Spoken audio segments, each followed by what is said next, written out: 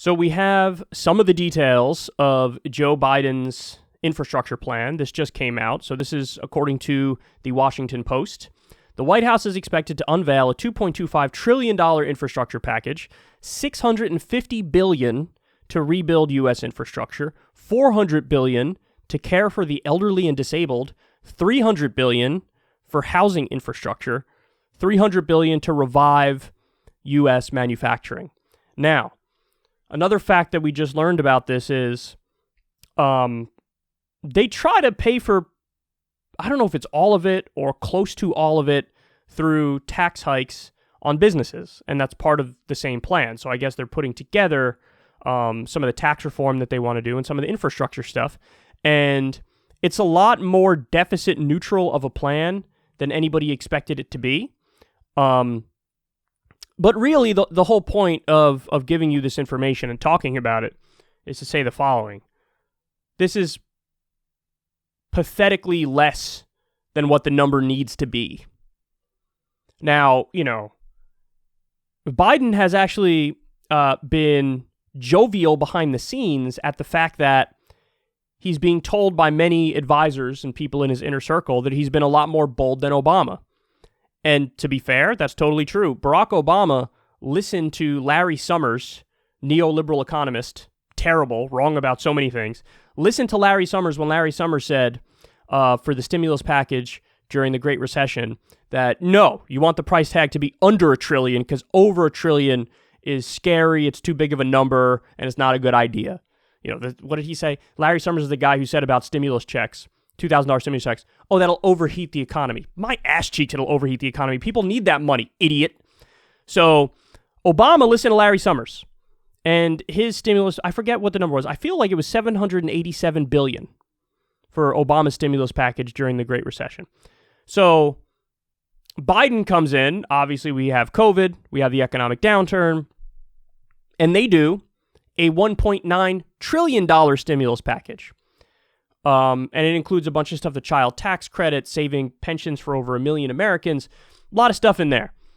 So he was patting himself on the back like, yeah, I did way better than Obama. I'm way more bold than Obama. Apparently that's something that Biden likes to hear behind the scenes. So he proposes $2.25 trillion. To put this in perspective for you, and this says everything, Joe Manchin was asking for $4 trillion in infrastructure spending. So Joe Biden is to the right of Joe Manchin on the issue of infrastructure. Joe Biden is to the right of the most conservative Democrat, bar none. If I remember correctly, his voting record was like 50% with Donald Trump during the Trump years. He was half agreeing with Trump, Manchin was. And so you're only doing $2.25 trillion. Why are you doing this? Either ideologically he likes the smaller number, or he's doing it to try to get the Republicans on board. None of the Republicans are going to vote for your infrastructure package. None of them. I'm going to predict it now. You literally won't get a single one. Not one. And you need 9 if you're going to get it through regular order and keep the filibuster as it is. You need 9 and you're going to get 0. The best I could ever see them getting is like 1 or 2, but I really think they're going to get none. Because they're going to say, oh my God, they're going to still say it's too much money, even though it's not even close to enough money.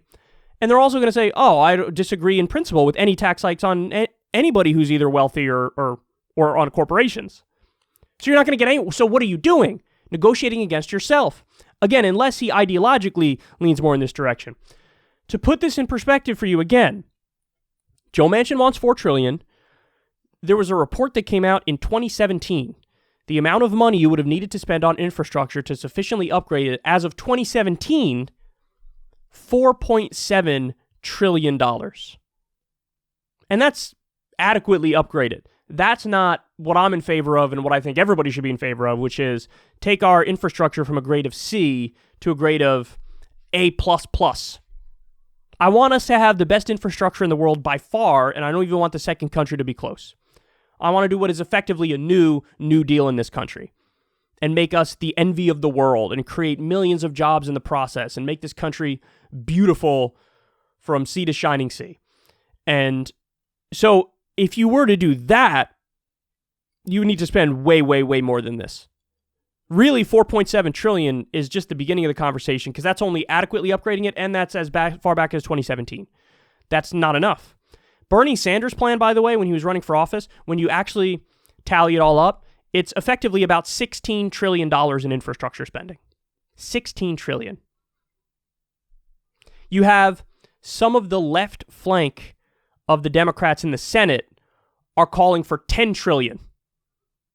$10 trillion they're calling for. And that's, a lot of that is, they want a lot more spending on like climate related stuff and infrastructure vis-a-vis climate stuff. So, I mean, this is typical corporate Democrat. He's coming in with something already massively watered down. Then it's going to get watered down even more. Then the Republicans are still going to say no to it. And so then what are you going to do? What are you going to do?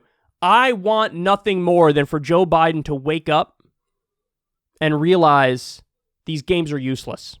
I want him to either abolish the filibuster or reform the filibuster to make it the talking filibuster again, or they can just change the reconciliation rules too, by the way. That's another thing that we learned the other day, is that you could keep the filibuster if you want to. If you're so, stuck on keeping the filibuster, okay, just make it so that you can do like unlimited reconciliation bills. Or at least up the number from, I think it's 2 now, and they can make it 3, but come up with new rules where you can do 10 of them, whatever. Because, I mean, it's really, the radical position is to say you need 60 votes to pass anything in a 100-person body. Because that means it's minority rule. It should be 51 so that it's, a more representative democracy. So, I mean, again, this is way too little. You should be coming in proposing, at the beginning of the negotiation, you should take Bernie's position of like 16 trillion or 15 trillion. And then from there, maybe it gets whittled down to 10, or maybe it gets whittled down to the 2017 number of about 5 trillion. But this is the point. This is not serious. This is not serious. And all the comparisons to FDR are pathetic and ridiculous. Crystal Ball made a great point the other day, where she said, what the Democrats stand for is take whatever Bernie is proposing, water it down massively, and do that. And so they want to fancy themselves like, we're bold, we're like modern day FDR. But no, they're really like 80% Ronald Reagan, 20% FDR.